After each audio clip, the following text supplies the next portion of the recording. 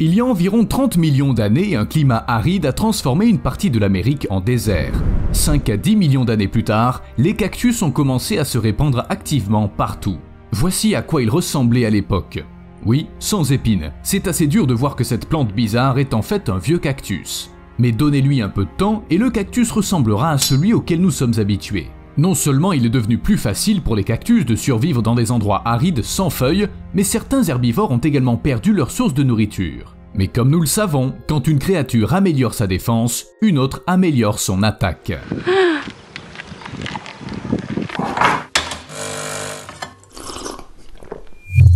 Maintenant, imaginez que la seule nourriture restante sur Terre soit les cactus. Rien d'autre. Du tout. Vous feriez quoi ? Satané cactus! Comment on fait pour le manger? Ouais, il faudra des années d'évolution pour s'adapter à un tel régime.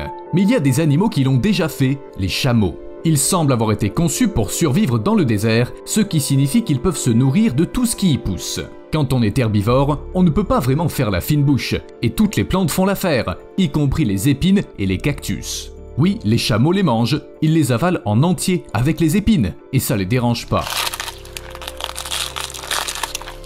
Mais pourquoi ? Quand on est tombé au moins une fois sur un cactus, on sait que tout contact avec ses épines est désagréable au possible. Même quelques épines plantées dans la peau font hyper mal. Mais là on parle de muqueuse. Pour comprendre comment ça marche, il faut regarder dans la gueule du chameau. Je vous préviens tout de suite, c'est un peu bizarre.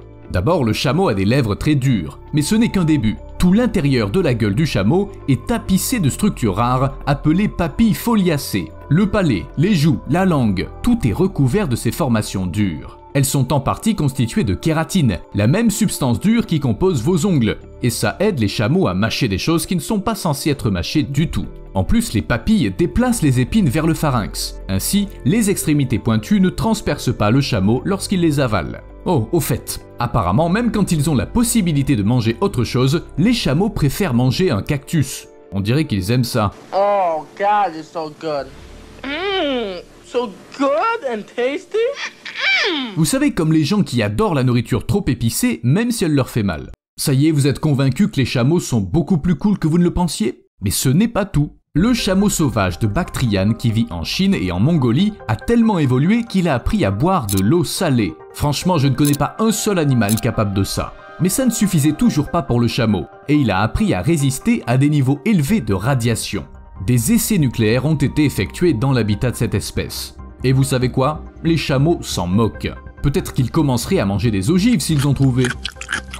Mais laissons les chameaux pour l'instant, et abordons une autre question importante. Pourquoi les animaux mangent-ils des trucs qui ressemblent peu à de la nourriture ? Eh bien, parfois ils n'ont pas le choix. Ceux qui vivent dans une région reculée, au climat désagréable, ne peuvent pas se permettre de faire la fine bouche. Soit ils mangent une épine à l'aspect désagréable, soit ils meurent de façon héroïque. En général, les animaux préfèrent s'adapter. Une autre raison est la nécessité de s'adapter aux changements amenés par l'évolution. Les plantes ne sont pas vraiment contentes de se faire manger. Alors elles font tout pour éviter que cela ne se produise. Elles se font pousser des épines ou deviennent toxiques. En réponse, les herbivores doivent s'adapter et évoluer également, puis les prédateurs se joignent à eux. Bref, vous avez compris l'idée. Les chameaux n'ont donc probablement pas commencé à manger des cactus tout de suite. Les scientifiques n'ont pas encore tout compris de leur parcours évolutif, mais il semble qu'il ait commencé de manière classique, avec des feuilles tendres et juteuses. Puis les ancêtres des chameaux sont passés à un régime mixte et ont finalement commencé à s'adapter au manque d'eau. Ça s'est peut-être produit après la migration vers l'Afrique, lorsqu'ils ont vu des cactus pour la première fois. Mais il y a une autre raison pour laquelle les animaux commencent un régime bizarre, et c'est le manque de rivaux. Imaginez que vous devez constamment, non vraiment constamment vous battre pour obtenir à temps votre encas préféré au supermarché.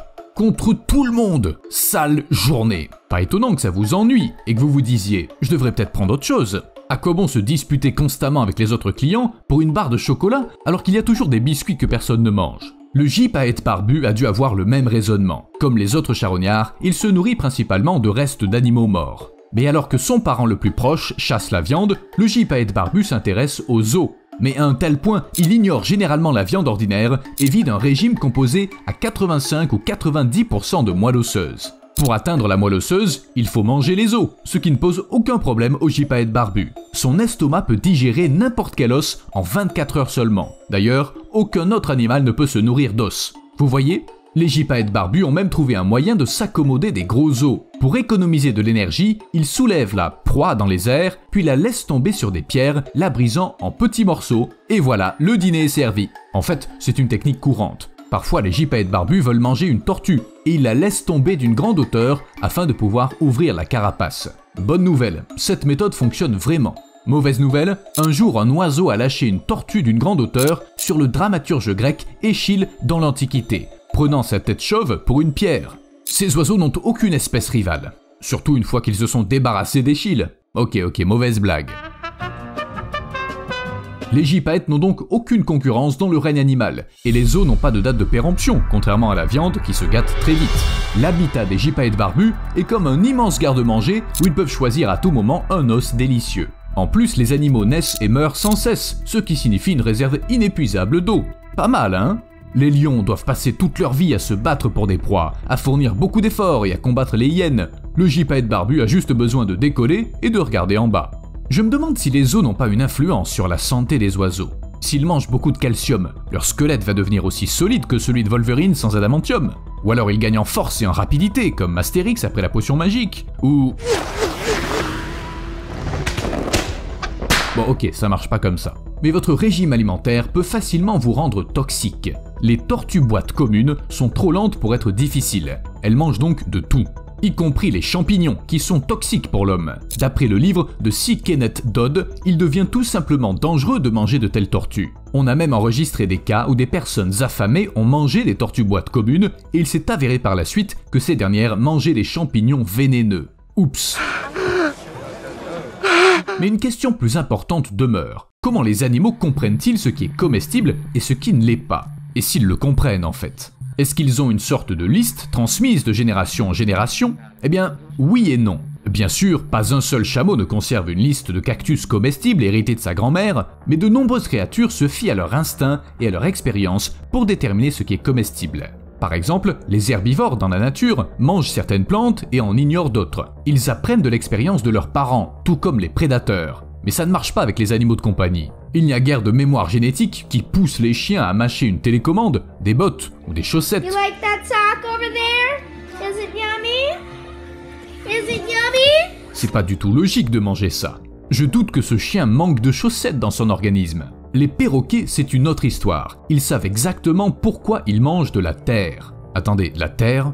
Oui, de nombreuses espèces de perroquets d'Amérique du Sud lèchent ou même avalent de l'argile, ce qui est tout à fait acceptable. Pour eux, bien sûr. Certains oiseaux obtiennent du calcium et du sodium de cette façon. D'autres, un antidote contre les graines toxiques. Alors, on devrait peut-être tous essayer la terre de temps en temps si c'est si sain. Eh ben, en fait, il vaut mieux pas. Manger de la terre, c'est risqué, parce que vous pourriez tomber sur des parasites comme les lombrics, contracter le tétanos, endommager l'émail de vos dents, avoir des problèmes digestifs, ou plus généralement manger un truc mauvais. Un trop grand risque pour un simple morceau d'argile. Laissons faire les perroquets, ils savent exactement ce qu'ils font. I just want to eat. Ce qui n'est pas le cas du plancton mangeur de plastique. Aujourd'hui, des tonnes de déchets flottent dans les océans du monde entier, et ils interfèrent inévitablement avec la chaîne alimentaire. Le plastique est absorbé par les copépodes, de petits crustacés. Sur la vidéo, vous voyez du plancton manger des granules microscopiques de polystyrène, ces minuscules choses vertes. Ces granulés pourraient être utilisés pour fabriquer de la vaisselle jetable. Habituellement, les copépodes se nourrissent de certains types d'algues, et grâce à des récepteurs chimiques, ils distinguent ce qu'ils peuvent manger de ce qu'ils ne peuvent pas manger. Mais on dirait que là, ils se sont planctés. Le plastique nuit-il au plancton? Eh bien, ça lui fait certainement pas du bien. C'est comme un hamburger acheté au resto du coin. Si vous le mangez, vous n'aurez plus faim pendant longtemps, mais votre corps ne va pas vraiment apprécier. Et si vous suivez un régime permanent de hamburger, ou dans le cas du plancton, un régime plastique, vous pouvez avoir des problèmes de santé. Si t'es amateur, je te conseille de les essayer un jour. Le plancton n'a pas à se plaindre. Au moins, il sait comment se débarrasser du plastique qu'il consomme. La plupart des animaux n'ont pas cette capacité. Le résultat est triste et prévisible. C'est là que je dois vous faire mon laïus sur l'écologie, le recyclage des déchets et d'autres trucs importants, mais vous savez déjà tout ça, non? A plus!